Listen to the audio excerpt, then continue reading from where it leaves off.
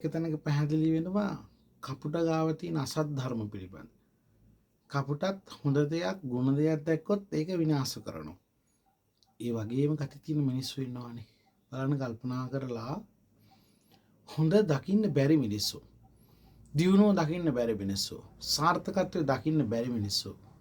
පිළිවෙල දකින්න බැරි මිනිස්සු. ලස්සන දකින්න බැරි මිනිස්සු. මේ සමාජ ඕනේ තරම් ඉන්නවා. වර්තමානයේ බලන්න අර ලස්සනට බණ කියන ස්වාමීන් වහන්සේ නමක් ඉන්නවා. උන්වහන්සේ කොච්චර පෝස් හදාද මඩ ගහනවද. සමහර ගෙවල් වල බලන්න එක දරුවෙක් හොඳට ඉගෙන ගන්නවා. ඒ දරුවට කොච්චර කෙනෙහිලිකම් කරනවද. මිනිස්සෙක් සමාජෙ ලස්සන ගෙයක් දොරක් හදාගෙන පිළිවෙලට කාටවත් කරදරයක් නැතුව ඉන්නකොට මිනිස්සු යාට කොයි තරම් කරදර හිරිය හිංසා කරනවද කියලා බලන්න.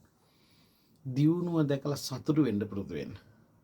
සාර්ථකත්වය දැකලා ආශිර්වාද කරන්න පුරුදු වෙන්න. කවදාවත් තව කෙනෙක්ගේ සාර්ථකත්වය තව කෙනෙක් යම්කිසි කාර්යයක් සාර්ථකව නිමවනවා දැකලා යම්කිසි කැපකිරීමක් කරලා වේදනාව ඉඳලා වෙහෙසටපත් වෙලා මහන්සි වෙලා යම්කිසි කෙනෙක් සාර්ථකත්වයට එනකොට එයා හොඳ තැනක ඉන්නකොට සතුටෙන් ඉන්නකොට එයා සමාජෙ මෙහෙවරක් කරනකොට ඒකට කවදාවත් අකුල් හෙලන්න එපා. එහෙම අය ඕනේ තරම් මේ සමාජේ ඉන්නවා. දැන් පන්සලක් වුණත් ලස්සනට හදනවට කැමති නැති දායකයෝ ඉන්නවා.